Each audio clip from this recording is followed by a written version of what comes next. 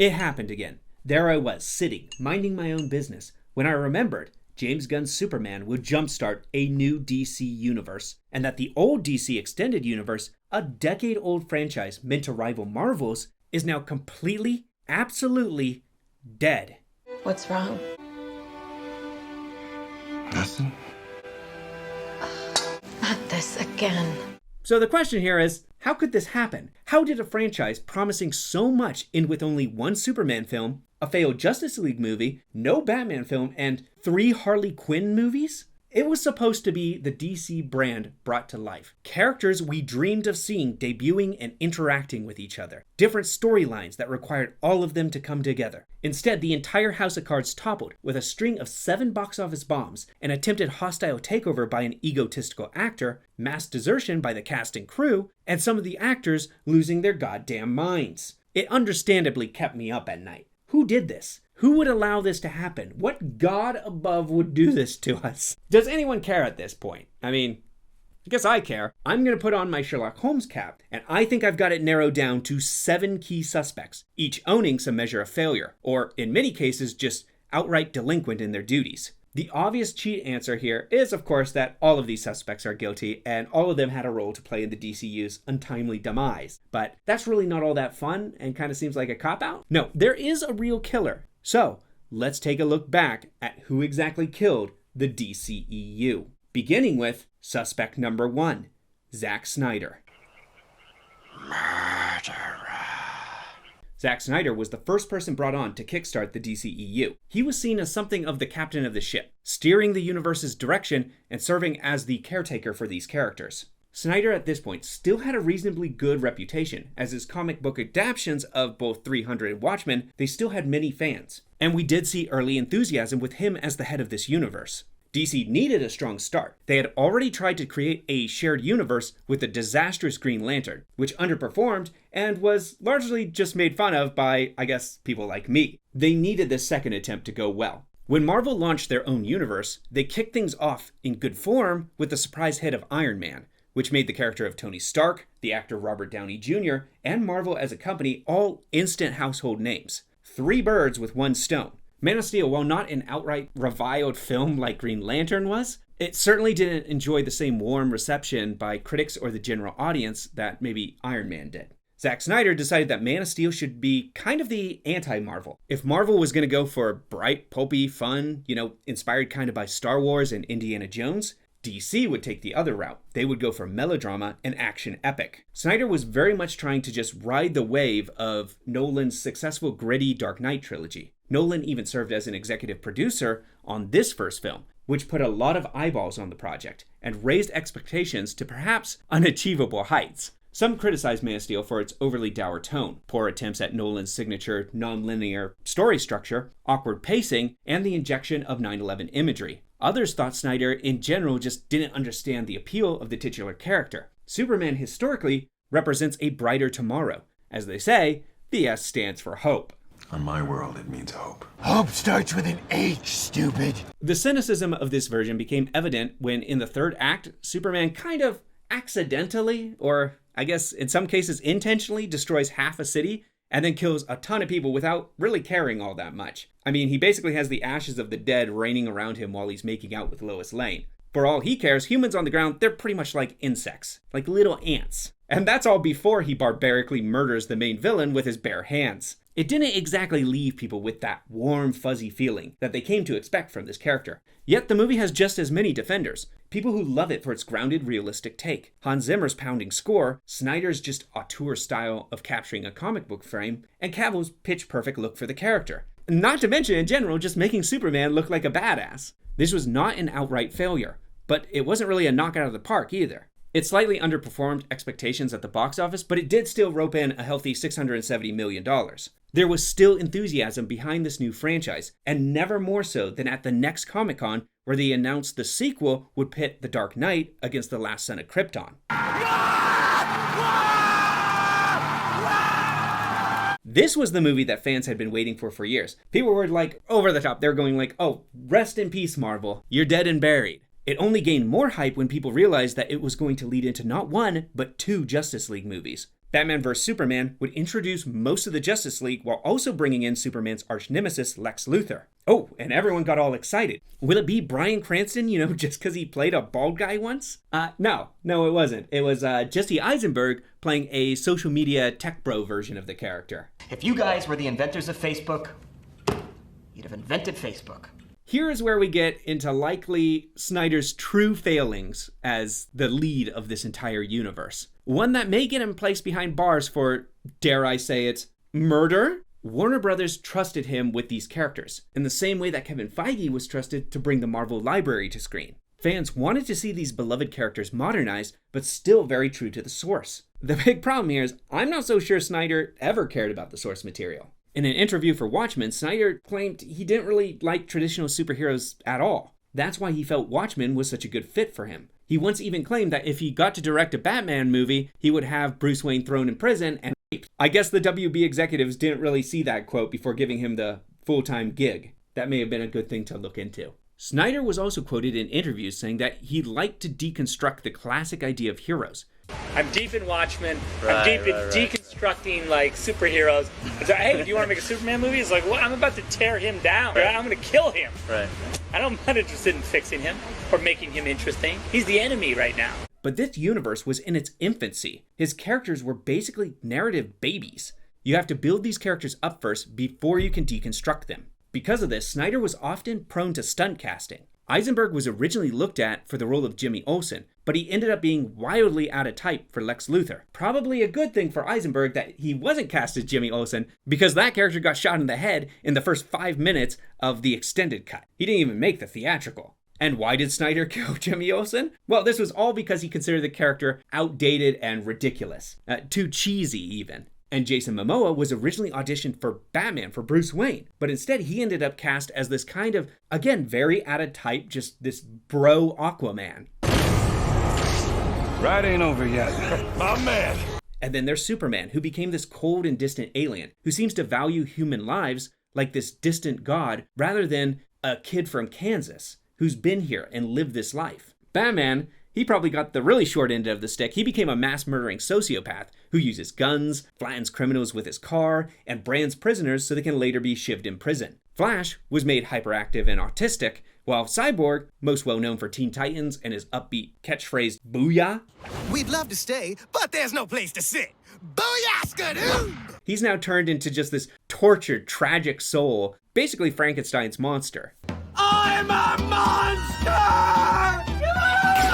To be completely honest, he was mostly here because the producers probably looked at each other and went, we need someone like Iron Man. Who in our pantheon is kinda sorta, if you squint your eyes, a little bit like Iron Man? In the end, Snyder was never the great caretaker WB had hoped for. And with each movie, he alienated more viewers. Where Man of Steel was met with this mixed response, Batman v Superman was largely panned for its meandering pace, nonsense Lex Luthor plan, and a third act that pretty much made you feel like you were having a seizure. Save Martha! Why did you say that name? Add in a higher-than-thou tone that sold itself as just smarter than the script ever was, and it put off a lot of viewers. Professional critics, meanwhile, they dogpiled on that dark tone in particular. This caused WB just to have this complete panic attack and wring their hands over ongoing productions. Justice League, it was supposed to follow with this tone. We know this thanks to the Snyder Cut, which, for the most part, carries on the same self-seriousness. Though his cut of the Justice League is far better than the theatrical one, it was still overly bloated at 4 hours long and is still to blame for a lot of the awkward characterization choices that were found in the canon theatrical version. Snyder liked non-superhero movies. That's just a fact. Movies where heroes were revealed to be flawed gods trying to fit in with our world. That's not a bad direction for DC to go in. I can't remember who said it, but I once heard Marvel is about humans trying to become heroes, and DC is about gods trying to be human. I've always thought that's a really great and smart separation.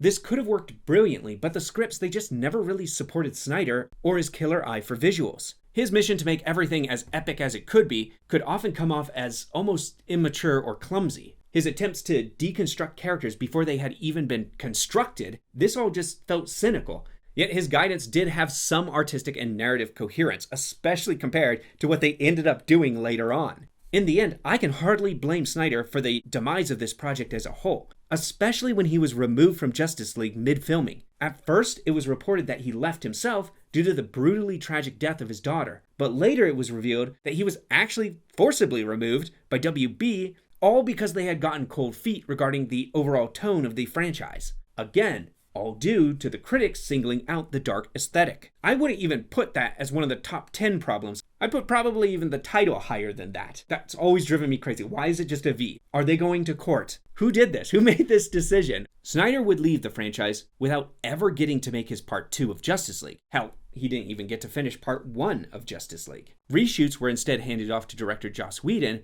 who was tasked with entirely retooling the movie to meet the executive's wants and needs. And that brings us to suspect number 2, Joss Whedon. But there is at least one truly guilty party behind it all, committing a heinous crime with selfish intent. Only 2 years previously, Joss Whedon had been enjoying the high point of his career. He had helped bring the MCU to a climatic triumph in 2012's The Avengers, and then followed it up with perhaps the less well-received but equally successful Age of Ultron. Both became 2 of the highest-grossing films ever, and the Warner Brothers executives, they were drooling at the idea of getting their little mitts on a bit of that money. They wanted their own Avengers, and they were going to do anything to get it. Every single thing they had done up to this point was all to the sole purpose of cooking up a billion-dollar team-up movie. As they lost faith in Snyder's ability to execute on that goal, they pivoted and quickly traded him out. Undoubtedly, WB was thinking, who better to make an Avengers movie than the very man who made the Avengers?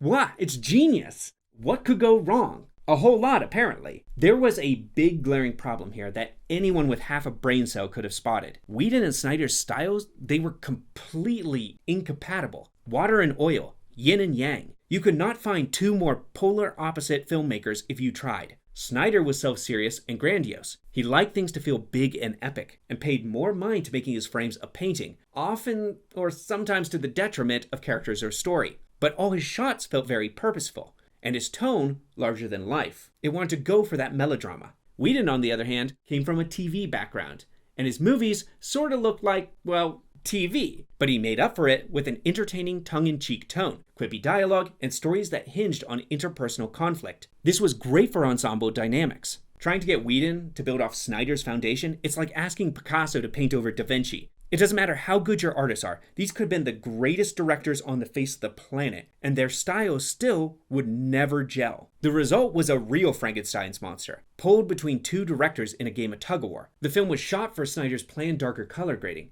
but when you jack up that exposure, the costumes and sets all look extremely tacky and ugly. It didn't help that the entire finale, they decided for some reason to put it all in just this ugly orange tint. Characters like the villainous Steppenwolf were completely redesigned last minute into horrifying monstrosities that looked more at home on a PS2 than, a big blockbuster with millions of dollars dumped into it. Lots of the Whedon-esque quippy, goofy comedy was added, but it all felt really off next to the darker, more dour moments. Yeah. Oh, something is definitely bleeding.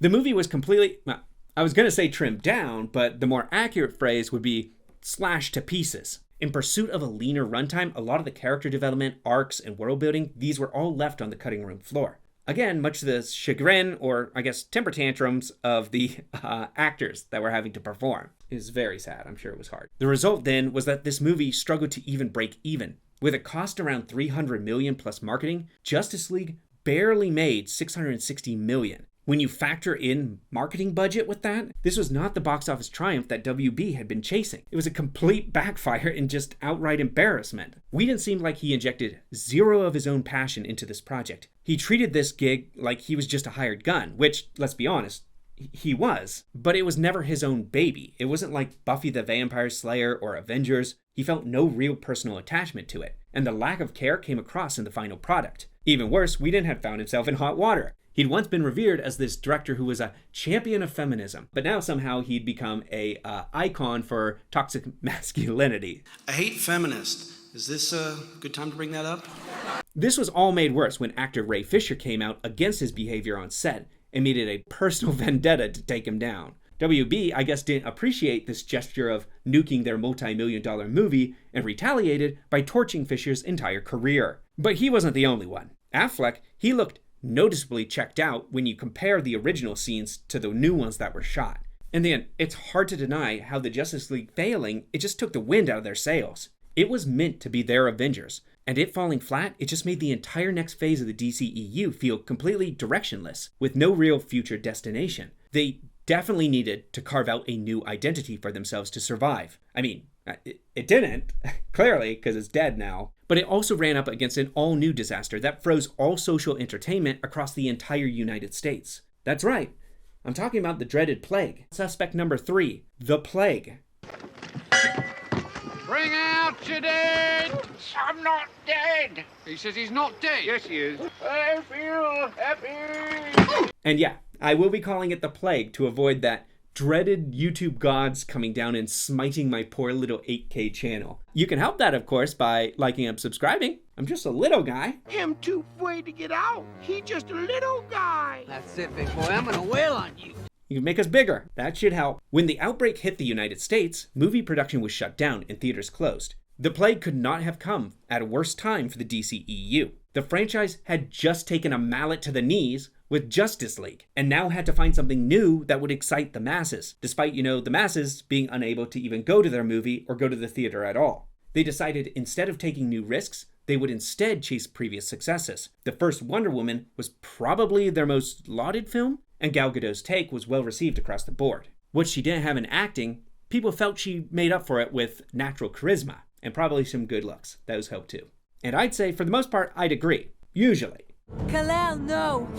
The first Suicide Squad, it crashed and burned critically. I'm personally of the opinion that it's one of the worst examples I've ever seen of momentary and structural editing for a big budget feature film. But you can go see Folding Ideas' video on that. He absolutely killed it. No one's going to do it any better. This movie really should be taught in film schools on what not to do. Suicide Squad, it still made money though, and that's really what's important to the Warner Brothers executives. Margot Robbie's Harley Quinn was especially singled out as a high point. The Suicide Squad's production overall, yeah, it was another train wreck. Yes, the producers, for some ungodly reason, had decided, hey, let's take the movie away from our director and hand it to a trailer team to try and edit, just so they can try and capture the tone that they marketed in the trailers. Again, they were scared of that dark tone, and they wanted to strip it all away and try and pitch this as more like it's Guardians of the Galaxy. Except it's not. It wasn't shot that way, and it was never meant to be. And you can only trick the audiences so much. So when they went to go do the sequel, who better to replicate that success of Guardians than the man who made the Guardians movies? Are you starting to see a pattern yet?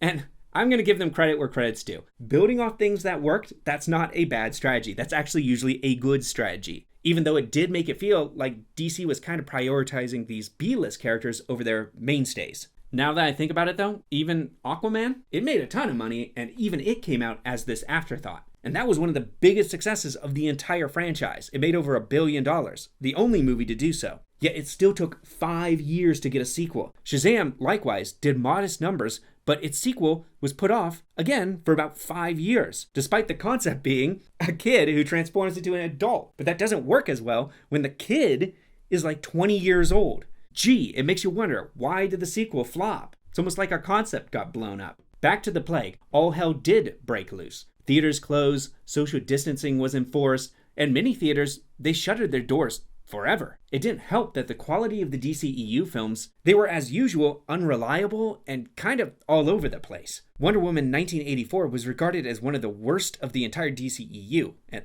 that is saying something. It was a massive disappointment compared with the first, with bad action scenes, a corny 80s tone, hammy villains, and a half-baked plot. Many also went the extra mile and accused the character of sexual impropriety, so that wasn't great. Birds of Prey was really kind of mixed reception. Sorry, did I say Birds of Prey? I meant Birds of Prey, the wonderful, not lengthy title that shoehorns in the emancipation of one Harley Quinn, or whatever it was. It was a competently made film, but a complete just kind of bastardization of the source material. So you didn't win over a lot of the fans. It suffered more than anything from a marketing campaign that seemed dedicated to not making money.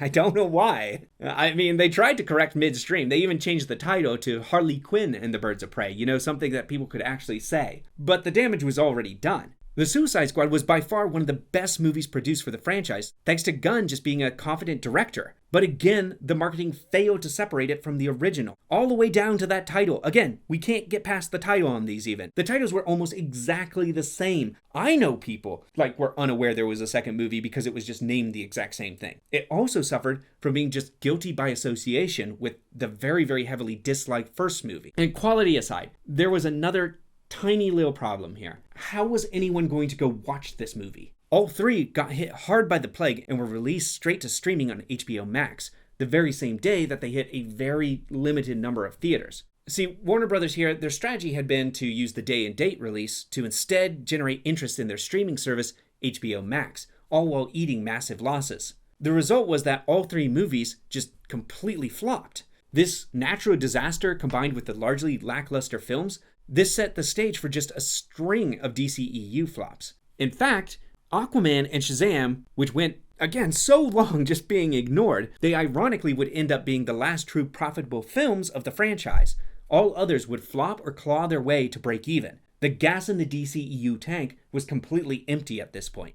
Yet WB, they were confident there was one man who could turn it all around. The man, the myth, the legend. Yes, I'm talking about suspect number 4, The Rock.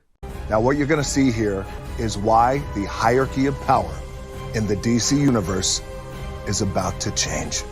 And The Rock did completely change the course of the DCEU, just not in the way he wanted or expected. To me, The Rock's role in the DCEU could be considered nothing short of a hostile takeover, an attempt to take a franchise that was treading water, or I guess in this case, kind of almost drowning, and then promise a complete rebrand in his own image. Statues would be erected in his honor. Literally. Dwayne Johnson was extremely hands-on with the production of Black Adam and believed its success was basically a foregone conclusion. He immediately started to plan new spin-offs and expansions before it even hit theaters. I'm not even convinced yet that he cared about the first movie. It seemed like it was just a means to an end. He seemed laser-focused on getting to what he really wanted, which was a chance to personally beat up Superman on the big screen. That seems about right for his ego. He seemed almost unaware that his character was not actually a Superman villain, but a Shazam villain. In fact, he wasn't just a Shazam villain, he was his arch nemesis. The Rock had no interest in that, okay? Not any whatsoever. Despite being part of that franchise, he acted like he was above it all. It's like he only chose Black Adam as a character solely because someone showed him a picture of him and he said, hey, that kind of looks like me. I always gravitated towards Black Adam because he was one of the few who looked like me. I guess WB had a lot of faith in him, though, because they decided to burn $260 million on a movie that was nothing more than a vanity project. It lost a reported $110 million. It even had the gall to drag poor Henry Cavill out of retirement. He had retreated from DC due to a frustration over the reshoots for Theatrical Justice League, where he was completely embarrassed and ridiculed for CGI lip that had to hide a mustache he had grown for Mission Impossible. He was equally frustrated that there had been no development on a promised Man of Steel sequel. Dwayne Johnson was the one who was successful getting Cavill back in the studio and in tights to film a post-credits scene, all to promise a movie that would be a showdown between Black Adam and Superman. Cavill also made this equally embarrassing social media post about how excited he was to finally return. I wanted to make it official that I am back as Superman, and what you saw in Black Adam are just a very small taste of things to come. And thank you for your patience. I promise it will be rewarded. But he didn't. He didn't return. Nobody did. They're all gone. The negative reviews for Black Adam and the bad box office return, this meant that Dwayne Johnson's big dreams for his wing of the DCEU, they were effectively dead. Most found his character one note and boring. His movie kind of looked like dirt, and most of the plot felt aimless with twists you could see from a mile away. To add insult to injury, WB again told Cavill they had no plans for him and he was shuffled off to The Witcher, where Netflix then proceeded to treat him about as well as DC did. A complete waste of an actor that was passionate about the character and never got the chance to truly shine. And just for the record, I'm talking about both The Witcher and Superman. Both of them. Back to The Rock, no, I don't think he killed the DCEU. I don't think he was ever as important as he thought he was. Despite all his grandstanding and bluster, he really was hardly more than a footnote. Hell, when I mention this movie to people, they seem genuinely surprised that it exists. Or they'll go like, oh yeah, that's right. I remember seeing a trailer for that once, I think. The DCEU was on a fast track with no brakes. Its momentum and destination at this point, I think it's pretty inevitable. It was going for gone. And The Rock wasn't even the actor that caused them the most problems. No, there was another actor who infamously stole his spotlight. And no, I'm not talking about Amber Heard from Aquaman, who got caught up in this domestic abuse scandal with her ex-husband, Jack Sparrow. Although I'm sure this big public court case didn't really help either. Many fans did see her actions as basically being the equivalent of Gone Girling Depp, but we're not going to get into that. She was never important, even less so than The Rock. No, we're talking about suspect number 5, Ezra Miller. You're not trying to draw a psycho pension. You really are crazy. At this point, the DCEU was once again this lost poor ship without a captain. But there was one comforting constant in its total existence through all of time. A promise that a Flash movie will and always has been in development. Now, a Flash movie, it goes back a long ways. It had been in development hell as early as 2011. It was originally supposed to be a sequel to Green Lantern in their first attempt at the shared universe. The Flash was officially added to the DCEU lineup with a set date of 2017. Much like the joke that the fastest man alive is always late, the movie would not arrive until 6 years later in 2023. Its development was complete and utter chaos. Studio meddling led to countless talented filmmakers leaving the project. Here's all the creators who signed on or were about to sign on and decided to bail, okay? You had David S. Goyer, Phil Lord and Chris Miller, Seth Graham Smith, Rick Femme. I'm sorry, I can't pronounce your last name. I'll look it up later. I'm sorry, Rick. We'll get back to you. Robert Zemeckis, Matthew Vaughn, and Dalian Goldstein, okay? You had like 8 different directors go through this thing. Finally, they found Andy Muschietti, who had the stomach, the tolerance to stay long enough to actually put some image to celluloid. The Flash was going to be loosely based on Flashpoint. And this entire story, the script had gone through like so many people and so many iterations. It was the personification of too many cooks in the kitchen. It not only had to get to screen, a seemingly monumental, just impossible task to accomplish, it also had to, in and of itself, reset the entire DCEU. Okay? It's exhausting. Warner Brothers had planned it as a springboard to the next phase of storytelling, a master plan to introduce a multiverse arc that would culminate in the famous DC story, Crisis on Infinite Earths. They had even filmed a post-credit scene with Ben Affleck and Michael Keaton returning as 2 separate Batmen. These scenes, I don't need to tell you again, never saw the light of day. But the real anvil around the production's neck was none other than the lead star Ezra Miller, who decided now of all times, was as good as any to dive right off the deep end. Ezra Miller had been another controversial pick for the role of Barry Allen, another choice by Snyder to depict the Flash as this fast, hyperactive kid who possibly is a little on the spectrum. And I'm not making fun of that choice because I actually think that's not a bad creative choice. You can go somewhere with that. But it did rub a lot of fans the wrong way, and many found him to be very grating and irritating. Miller was still one of the it actors. That promise became a liability with a long string of scandals involving assaults on women, arrests in Hawaii, accusations of grooming and child kidnapping, further accusations of trying to start a cult with himself as like a Jesus figure, I guess, leaving guns and ammunition around children, and much, much more. Okay, just an endless list of just like bad stuff you really don't want in, news and circulation. In this instance, I actually find myself pitting the WB executives. A little, not much. David Zaslav, I think at this point was the owner of WB, and my empathy for him is very, very limited, but we'll get to more on that later. Back to our ship analogy, the DCEU now had a bunch of holes in it, and they were desperately trying to patch them all. And who can blame them in this case? I mean, there were rumors that they would scrap the entire film and write it off for taxes just like they did for Batgirl. The problem is, with so much money dumped into development and reshoots, The Flash had ballooned to the outrageous budget of about $300 million. Okay, that's crazy. They were going to try and salvage it. Miller went to therapy. They'd even tried to trick the audiences into thinking this was all, a Batman movie and had nothing to do with The Flash. There were even more outrageous rumors of them digitally replacing him in every scene with Grant Gustin, who played the CW version of the character. And I kind of wish they had, mostly because he seems like a likable guy, not somebody who's gonna, beat up women, kidnap children, or start a cult. Please don't, Grant. I mean, don't prove me wrong now.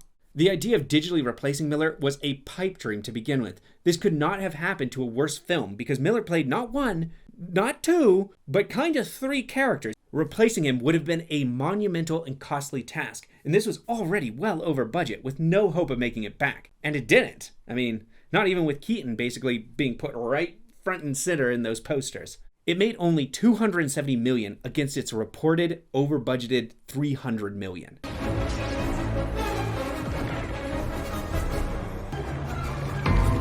In truth, Ezra Miller may have very well been the person who actually deserves conviction. And I mean that both metaphorically and literally. The Flash crashed and burned, and it became the straw that broke the camel's back. DC would have to recast the role if they were ever going to use Barry Allen in the future. And that would have only just caused more bad press. Even worse, The Flash completely derailed their plan for Crisis on Infinite Earths. The ending of the movie was reshot, so Barry, rather than meeting Keaton and getting this weird warning from Affleck in another universe, instead, Barry becomes marooned in the Batman and Robin universe and just trapped there with George Clooney, I guess. I can't think of a more deserving fate. And I'm serious, this is likely what finally made DC throw in the towel. They finally saw this was a universe that they could not salvage. And that brings us to the man who actually put the knife to the franchise's throat. Certainly no one on this list could possibly be more responsible for murder than James Gunn. So suspect number 6, James Gunn. I have a plan. You've got a plan. I have part of a plan. What percentage? I don't know. 12%. 12%? Who would have thought it? The small indie filmmaker that rose from Slither to become one of Marvel's biggest directors with Guardians of the Galaxy, then was fired from Marvel, hired by DC, delivered one of their best reviewed movies but one of their biggest flops, only then to be rehired by Marvel for Guardians 3, before DC then fully successfully stole him away for the DC reboot. It's been a wild ride for James Gunn. This entire string of events would only really serve to make him more powerful than ever. If you strike me down, I shall become more powerful than you can possibly imagine. James Gunn had delivered 2 big wins for the DCEU. Sort of.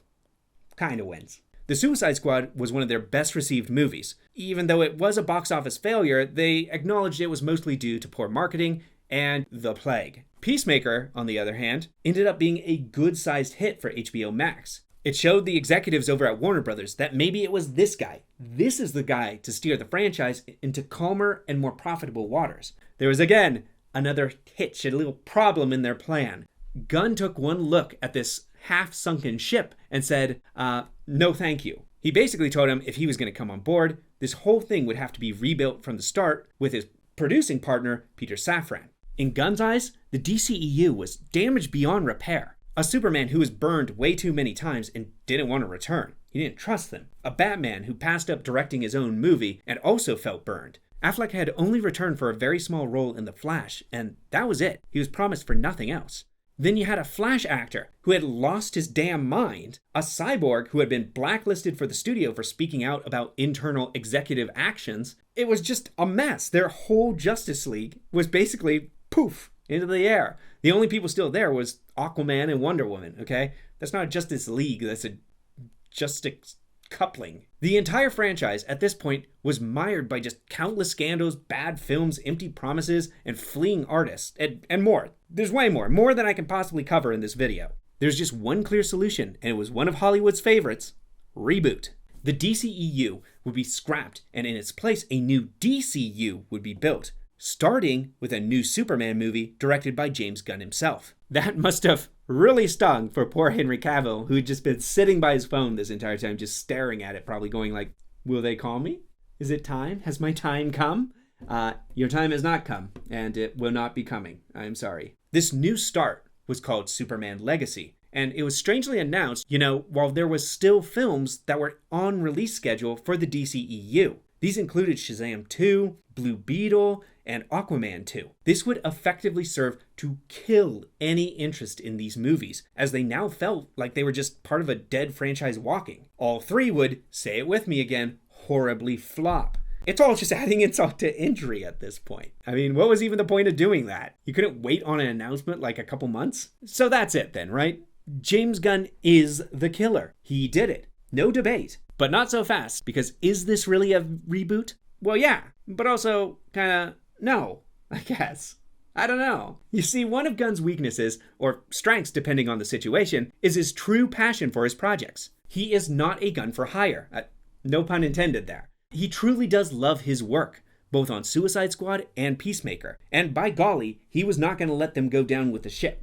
As a result, their status, both in the DCEU old canon and this new DCU canon, I have no idea. It's a mangled mess. They're like in this weird Venn diagram. They're like the center for some weird reason. Gunn has called them soft canon to the DCU. Even in Creature Commandos, which just came out, these properties are mentioned in that show as part of the new DCU canon.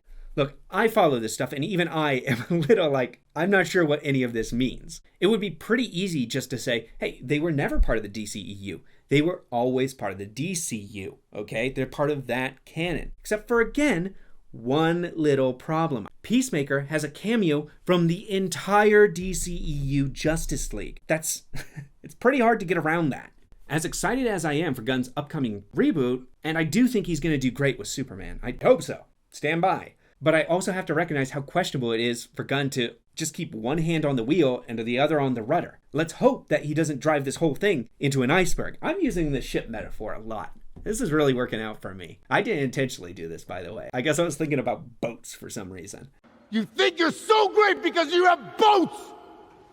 I follow this stuff, and I'm confused. And I'm thinking it's going to make a large amount of the audience approach this new universe with suspicion, some under the impression that it's just still part of the old DCEU, and nothing has changed. So if James Gunn didn't kill the original DCEU, he may very well just kill his own DCU with this short-sighted choice. This brings up the question, if we found James Gunn in the library with a knife, why are we still talking here? Okay, let's wrap it up, go home, save me some editing time. He is the killer, but again, hold up.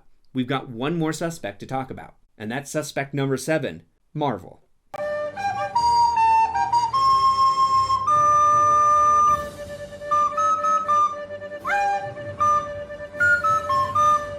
Marvel was far more recognizable than DC at this point. And for those who knew DC, Marvel certainly had the better reputation.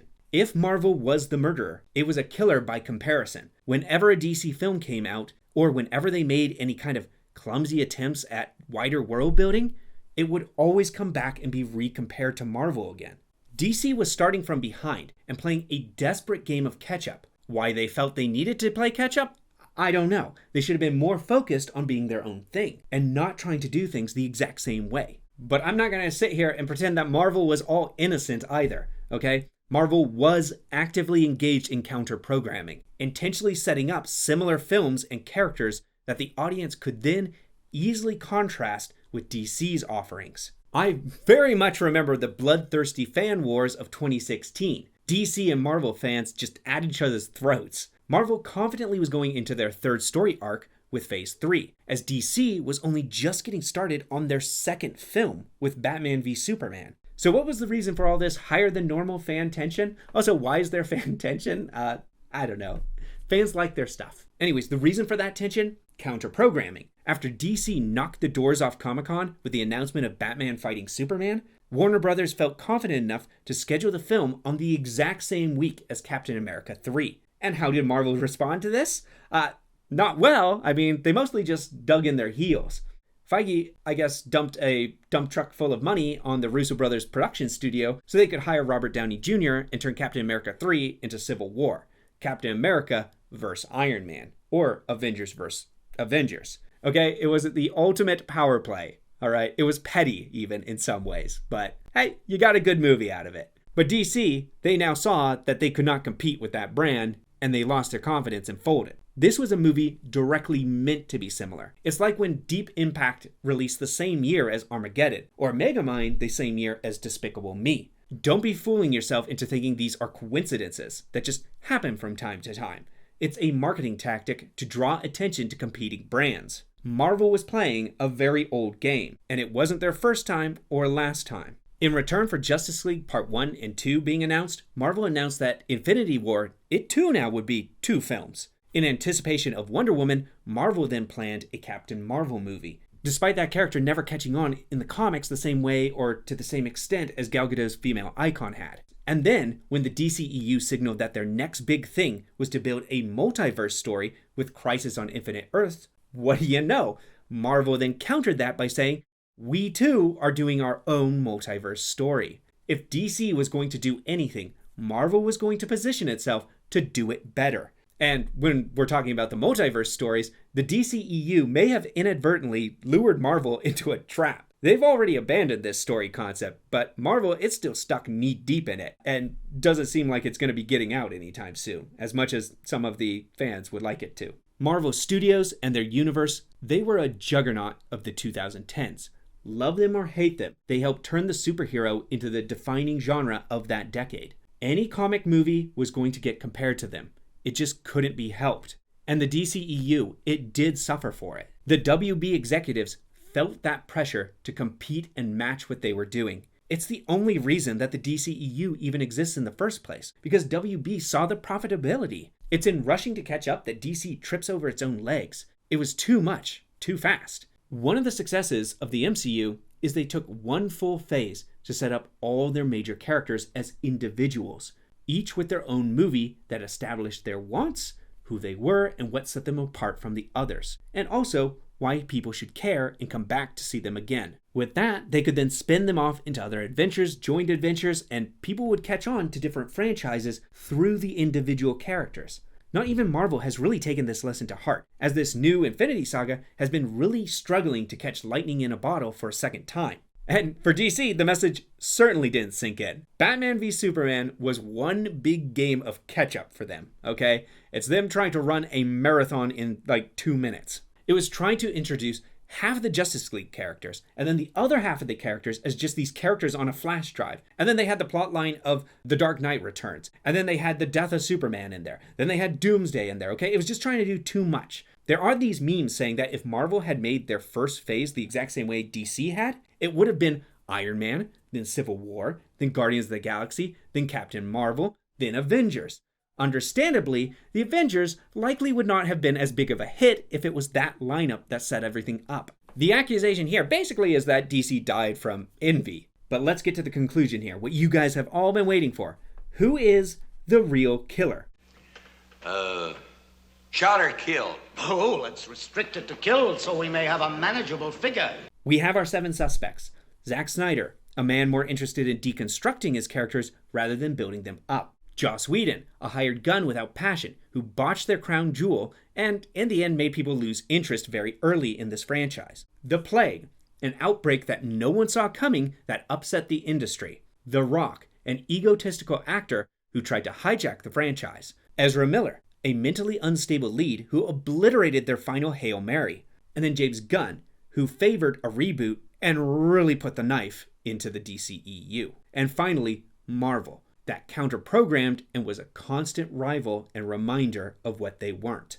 Like I said at the beginning, they all had a role to play in the demise of this franchise. They all share blame in one way or another. But the real killer here is, when talking about every suspect, all 7 of them, I strangely kept bringing up someone or something over and over again. Yeah, the WB producers. Let's think back to how this all began.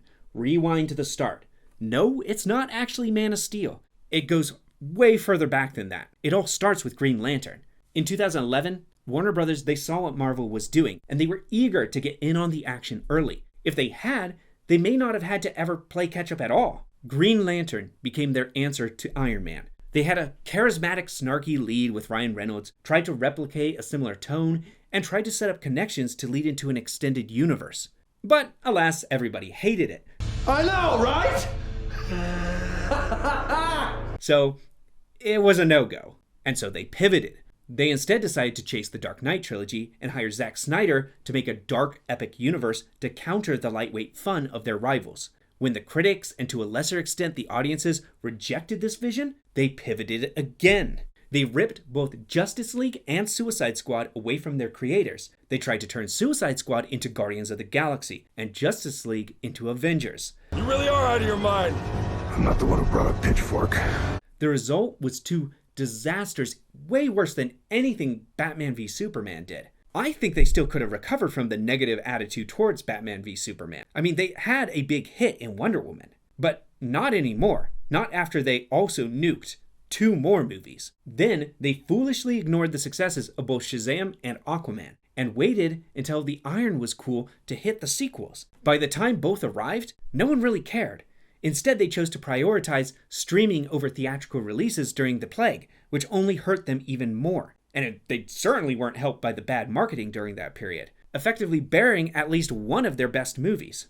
They became completely lost and directionless. They had no central figure like Kevin Feige to steer a wider multiverse story. Instead, they flirted kind of between a commitment to known properties and smaller B films, which doesn't sound that bad, except they weren't focused in that. It was randomized. It was an endless string of various movie developments, and most of them never even saw the light of day. And just to give you a sense of how just sweeping their various, throwing stuff at the wall and trying to see if it sticks, let's just look at what was all in development, okay? You had a Harley Quinn vs. Joker movie, possibly, a Jared Leto Joker movie, Aquaman spinoff called The Trench, New Gods, a Wonder Twins movie, Man of Steel 2.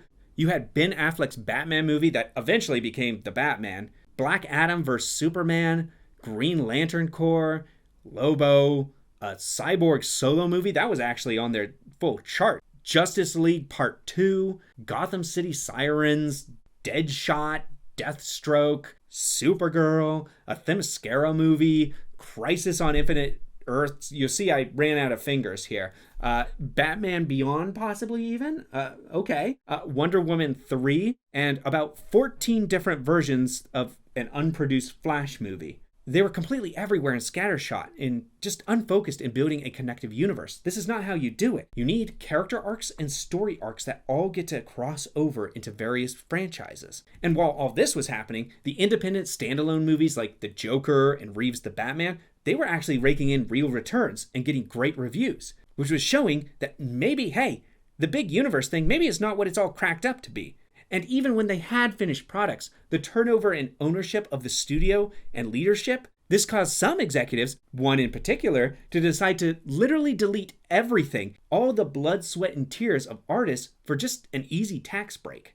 Batgirl was already in the can. It featured the return of Michael Keaton even, but that didn't save it from being deleted. Marvel succeeded for one reason: forward vision. Kevin Feige may now be struggling to replicate his early successes, but none can deny he is perhaps the most influential producer since maybe Walt Disney himself. I can't really point to another producer that's as hands-on or as story-driven since, the early days of Disney animation. This is a compliment to him. Feige was brought in as a Marvel born and bred fan, but he had that early experience gained from watching the successes and failures of the early 2000 films, which were very, very rocky productions sometimes. He saw what worked and he saw what didn't. He came into the MCU with a clear mission statement of trying to replicate what Stan Lee did for the comics, except do it in a different medium.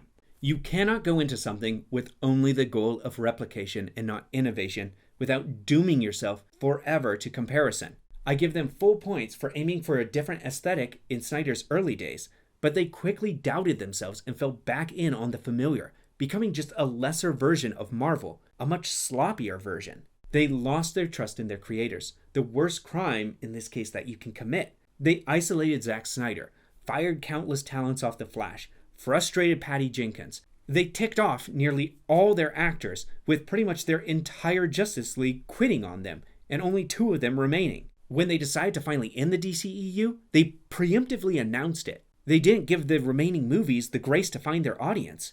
They were left out in the cold to die. They must know a story is only good as the creator, and sadly, there was no creator for the whole of the DCEU. There was no passionate central figure that had to see this get made. This was no one's dream. It was something devised by a cynical group of executives that just wanted to get on a fad and didn't want to be left out. It was just FOMO. So if you want to know who the real killer is, it's apathy. Apathy from the producers who are more interested in a paycheck rather than understanding why something by someone else actually succeeded. Apathy for the vision of those trusted and the people hired to bring this to life. The moviegoers' apathy when they decide there was nothing here to care about. Apathy for anything that comes next. The DCEU died from starvation because it could not find any sustenance along a road too well traveled. And so the producers let it wander, desperate, starving, and lost, before they finally made the decision to put it down. And that is case closed. And that is it for this video. Do you agree with me? Did the producers effectively kill the DCU in the crib? What do you hope to see for the new DCU under James Gunn? Thanks again for watching, and as always, be sure to subscribe for more historical film flashbacks and modern movie analysis. Until next time, please keep those wheels turning. Thank you.